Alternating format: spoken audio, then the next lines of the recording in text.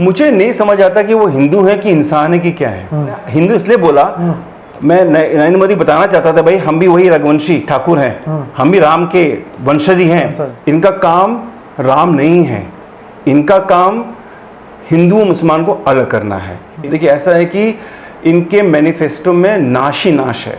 आज जब कोविड है, लोग मर रहे हैं, दवा नहीं हो रहा लोगों के पास, जो है आप मंदिर बनाने चले आप जो है। नमस्कार आदाब दोस्तों, हिंद वॉइस में आपका स्वागत है। मैं हूं इकराम। हमारे साथ जो इस वक्त मौजूद हैं इंदु प्रकाश सिंह जी, जाने माने सोशल एक्टिविस्ट हैं।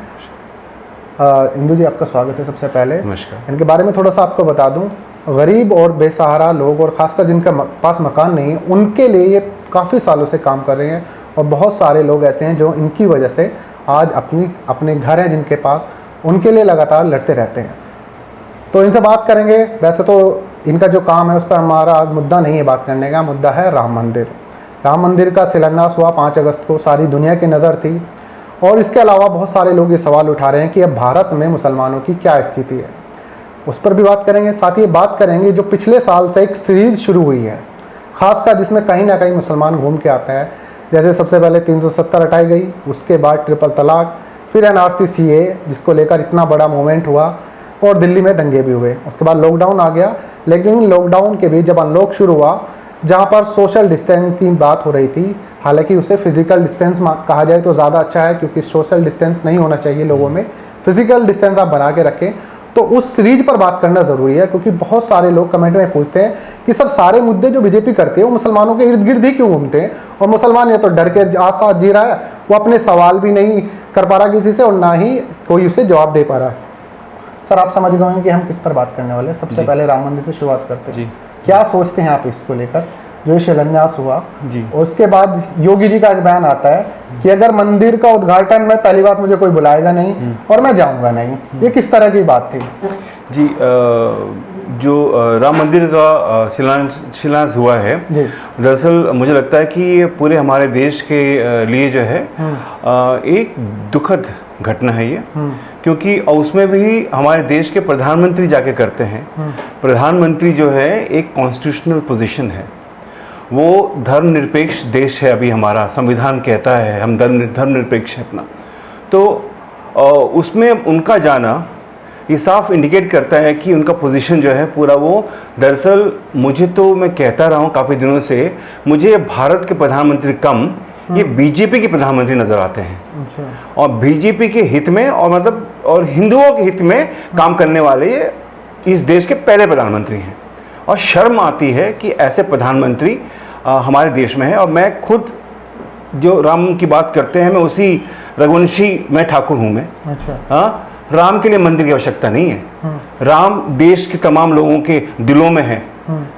आज जब कोविड है, लोग मर रहे हैं, दवा नहीं हो रहा लोगों के पास, जो है आप मंदिर बनाने चले आप जो है।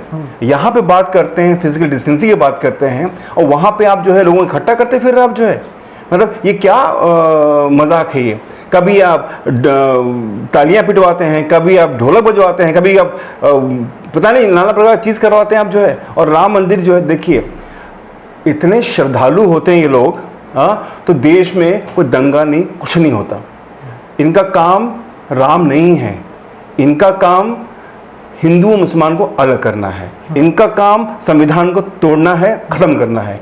इनका काम इस देश में जो हमारे तमाम इंस्टीट्यूशंस हैं, चाहे वो कैग है, चाहे सुप्रीम कोर्ट है, जो भी है, उनको नष्ट करना है। तो इसलिए इनका जो भी देखेंगे आप, चाहे वो 370 हो, चाहे वो CAA हो, सिटीजनशिप अमेंडमेंट एक्ट हो, चाहे वो नेशनल रजिस्टर ऑफ सिटीजन्स हो, जो भी इन्होंने किया है पूरा जो है, ये हमेशा मतलब इनके जो भी काम हुए आज तक जो है, आप एक भी काम बता दीजिए जो कि देश को जोड़ता हो। हाँ, सारे काम ऐसे 370 को कहा कि देश के लिए कलंक था, ट्रिपल तलाक को कहा कि मुस्लिम महिलाओं को आज़ादी मिल गई, NRC CA पर कहा कि देखिए जो देश का है वो देश में रहेगा, और जो बाहर के अल्पसंख्यक हैं जिसमें मुसलमान नहीं है, वहाँ भी स्पेशल कैटेगरी यूज की गई कि मुसलमान नहीं है, वो इस देश के लिए उसमें उनका वेलकम है। उसके बाद ये राम मंदिर शिलान्यास जो इनके मैनिफेस्टो में भी था, आपको नहीं लगता कि इन्होंने जो अपने संकल्प पत्र में कहा उसको तो ये कम से कम पूरा कर रहे हैं, बाकी पार्टियों की तरह तो झूठ नहीं बोल रहे हैं? देखिए ऐसा है कि दुर्भाग्य इस देश का यही है कि ये जो एक तरफा संकल्प पत्र लेके आते हैं, इनको जो है लोग वोट देते हैं कि ईवीएम से जीत के आते हैं ये भी बड़ा प्रश्न है। ईवीएम का जिस तरह से यूज हुआ, जिस तरह से इलेक्शन कमीशन सामने आया पूरा जो है खुले रूप से नहीं, लेकिन विपक्ष उस पर चिल्लाया क्यों नहीं? पार्टी तो और भी विपक्ष क्यों नहीं चिल्लाया? क्या किया विपक्ष जो है? आई थिंक क्या साठगांठ था, क्या नहीं था। अधिकतर कांग्रेस लोग बीजेपी में चले गए हैं। मतलब ये पूरा क्या हो रहा है, खेल हो रहा है। मतलब इसमें राम मंदिर के टाइम पे भी देख लीजिए आप, ऐसा लग रहा था कि अब सब जो है आरएसएस और बीजेपी के साथ खड़े हो गए हैं, सब ने वही मुबारकबाद देने शुरू कर दिया। किसी ने उस दिन का जिक्र नहीं किया कि 1992 में हुआ क्या था। बिल्कुल, मतलब ये इस देश का दुर्भाग्य है कि इस वक्त जो है बीजेपी जो है पूरे देश को अपने एजेंडा पे लेके जा रही है, जो कि संविधान के खिलाफ है। और हमारे जितने भी पॉलिटिकल पार्टीज हैं सब लग गए हैं रामलला की तारीफ करने और रामलला गुणगान करने में। हमारा संविधान कहाँ जा रहा है? और रामलला को हम भी मानते हैं, हम भी पूछते हैं, राम हमारे प्रिय हैं। तुम्हारे राम मंदिर वाले रामलला नहीं, जनमानस वाले रामलला की बात करते हैं हम, जिनके दिलों में राम है। और वो राम नहीं कहता कि जाके किसी को मारो, वो राम कोई मुसलमान की मारने की बात नहीं करता है। आपको पता जैसे शिलान्यास हुआ, कई सारी जगह घटना हुई, जैसे असम में बाइक रैली निकाले गई, वहां पर माहौल खराब हुआ, आगजनी हुई, पत्थरबाजी हुई। उसके अलावा राजस्थान में सीकर में एक मुस्लिम बुजुर्ग था, उसको पीटा गया कि बोल जय श्री राम। ऐसी घटनाएं तमाम हुई हैं। नहीं तो मुझे वही, मैंने इनफैक्ट अपना जो है फेसबुक पे और ट्विटर पे मैंने वही लिखा नरेंद्र मोदी को टैग करते हुए कि जो ये व्यक्ति सीकर में जो राजस्थान में पीटे हैं, कि ये नरेंद्र मोदी आप जवाब दीजिए, आपके कारण ये बंदा पिट रहा है, इसे राम बुलाया जा रहा है, बोलो श्री राम की जय एंड ऑल दैट। ये क्या मजाक है? आप इनके साथ हैं क्या? आप साथ हैं कि नहीं है? क्यों हो रहा है इस देश के अंदर हमारे जो है? जैसा लोग कह रहे हैं, आप गरीबों के बीच रहते हैं, जिनके मकान नहीं, उनके लिए लड़ाई लड़ते हैं, क्या शिलान्यास के बाद उनको मकान मिल जाएगा, गरीबी दूर हो जाएगी, बेरोजगारी खत्म हो जाएगी, ये सब हो जाएगा? आप बताइए, आप रहते हैं ग्राउंड पे। देखिए ऐसा है कि ये सब जो है हमारे जनता जो है ये बात समझ नहीं रही है कि दरअसल उनका ध्यान भटकाने के लिए सब चीज़ किया जा रहा है। हमारा जो अर्थव्यवस्था है चौपट, कीमतें हर चीज़ की बढ़ चुकी हैं, राशन वानी सब खत्म, कोविड के टाइम में बीमारी चल रही है अच्छी खासी जो है, तो उसमें ये करने की क्या जरूरत थी आपको? केवल दिशा आपका जो है ध्यान भटकाना लोगों का जो है। तो ये सरकार जो है दरअसल मतलब इतने सालों में जो काम किया है, मुझे कोई एक काम बता दे जो कि जनता के हित में काम किया है उन्होंने। पूरे देश को तोड़ने का काम किया है नरेंद्र मोदी और उनकी सरकार ने जो है। और इसीलिए जो है हम लोग इसका पूरा विरोध करते हैं। और हमारे तमाम साथी हैं जैसे अपूर्वानंद हैं, उनको मैं जानता हूँ, 2000 से जानता हूँ उनको तो इसमें दिल्ली राइट्स में उनका कुछ नाम आ रहा है। देखिए वो प्रदर्शनकारियों और उनके जो दिल्ली दंगा थे कुछ कनेक्शन बिठाया उन्होंने। अपूर्वानंद के साथ मैंने भी जाके जामिया वगैरह में भाषण दिया साथ जो है, हम दोनों साथ हैं, साथ रहे हैं अपना, जो हम पुराने मित्र भी जो है। जितने भाषण दिए चाहे जामा मस्जिद में या जामिया में, जहाँ पर भी जो है, कहीं पे हम लोगों ने गांधी की बात की है, हम लोगों ने नरेंद्र मोदी का विरोध करने की बात की है, हम लोगों ने संविधान को बचाने की बात की है। और जो बात कर रहे हैं अपूर्वानंद जो है दंगा भड़काने की बात, इनके कपिल मिश्रा जो है जो दंगा भड़काने की बात करते हैं, उनका नाम क्यों नहीं आ रहा? मतलब इस वक्त सामने दिख रहा है सारे कि सुप्रीम कोर्ट को इस्तेमाल किया जा रहा है, दिल्ली पुलिस को इस्तेमाल किया जा रहा है। दिल्ली पुलिस जो है जब दंगे चल रहे दिल्ली के अंदर जो है, दिल्ली पुलिस ने कोई एक्शन क्यों नहीं लिया? और एक्शन लेती है तो मुसलमानों के खिलाफ लेती है। यानी आपने सारा तंत्र जो है, एक सबसे बड़ा सवाल बढ़ के यही आया कि अब मुसलमानों की स्थिति क्या होगी? हर वो चीज जो मुसलमानों से लगी हुई थी, खासकर राम मंदिर को जिस तरह से शिलान्यास कर रहे थे, एक तरफ ऐसा लगा रहा था सोशल मीडिया पे आप जाइए, वहाँ मुसलमानों के लिए चीजें लिखे जा रहे थे कि भैया अब हो गया सब कुछ, अब मोदी जी सब ठीक करेंगे मुसलमानों को, मतलब सब मुसलमानों के खिलाफ ही लिखा जा रहा था। तो क्या स्थिति है आपके अकॉर्डिंग मुसलमानों की? देखिए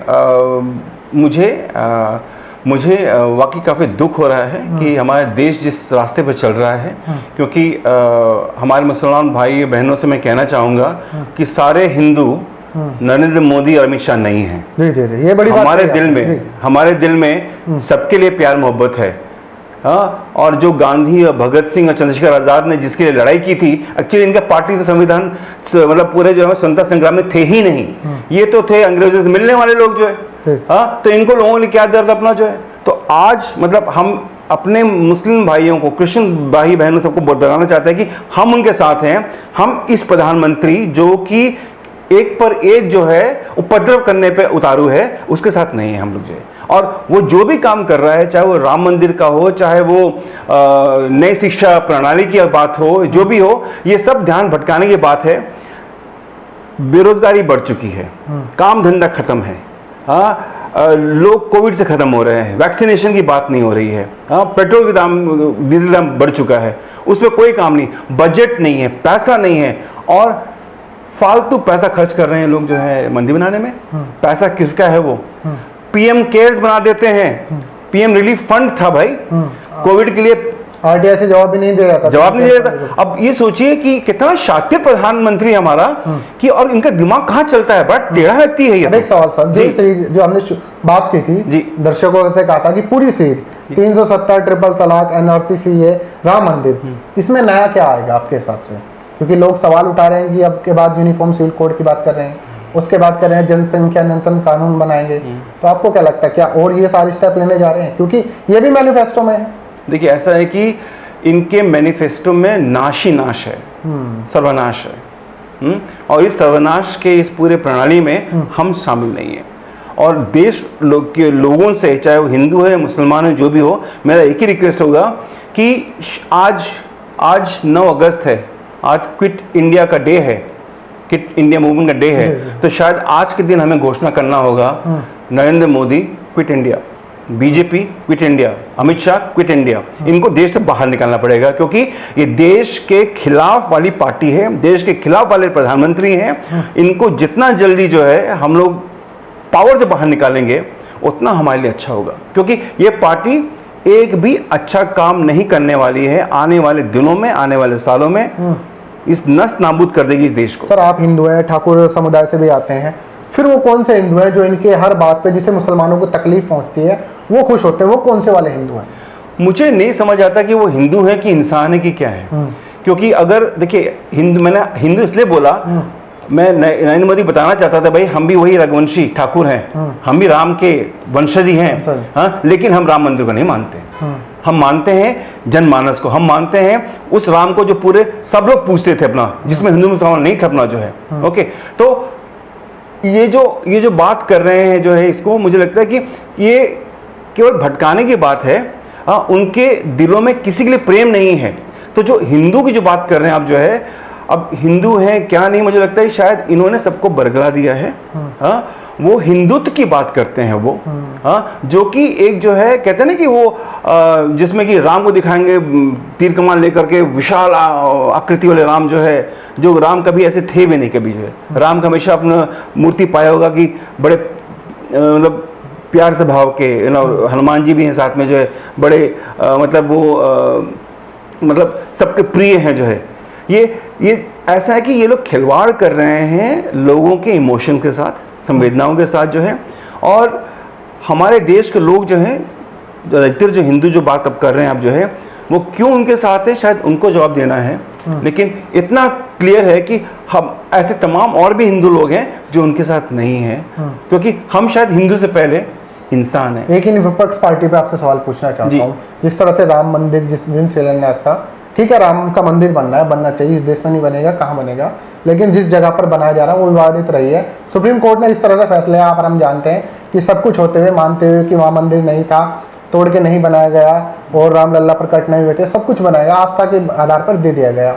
एक तो प्रधानमंत्री का ही वो सवाल है, दूसरा विपक्ष पार्टियों ने जिस तरह से साथ दिया, मुसलमानों में खासकर रोष है कि जिन पार्टियों पे हमने इतना भरोसा किया, चाहे समाजवादी हो, कांग्रेस हो या और तमाम लेफ्टिस्ट धड़े जितने भी हों, सारे मुसलमान बड़ा परेशान है। ऐसे में आप मुसलमानों के लिए क्या कहेंगे? देखिए, मुसलमानों के लिए मैं यही कहूँगा कि वो हिम्मत रखें, वो शायद इस बात की ओर तवज्जो दें कि नहीं, उनके अंदर पॉलिटिकल लीडर कोई फिलहाल नहीं है जो बात कर सके। तो क्या मैसेज नहीं, उसमें मैसेज यही होगा कि भाई I think as a community सबको इकट्ठे होने की ज़रूरत है। एज ए कम्युनिटी उनको जो विश्वास है संविधान में रखने की ज़रूरत है। हाँ, जो संविधान है हमारा, मतलब वही हमारा गीता और कुरान है हमारे लिए इस वक्त। तो इसलिए, और वो हिंदुओं को दुश्मन ना समझे, क्योंकि असली हिंदू मोदी नहीं है, असली हिंदू अमित शाह नहीं, असली हिंदू हम लोग भी हैं। और असली हिंदू इस संविधान को मानने वाले इस देश के लोग हैं। तो उनको जो है आप नए लीडर बनाइए, इकट्ठा होइए और संवाद में रहें। आप जो है आपका, आप इस देश के हैं, आप इस देश में रहेंगे, आपको इस देश से बाहर कौन निकालता है वो हम भी देखेंगे।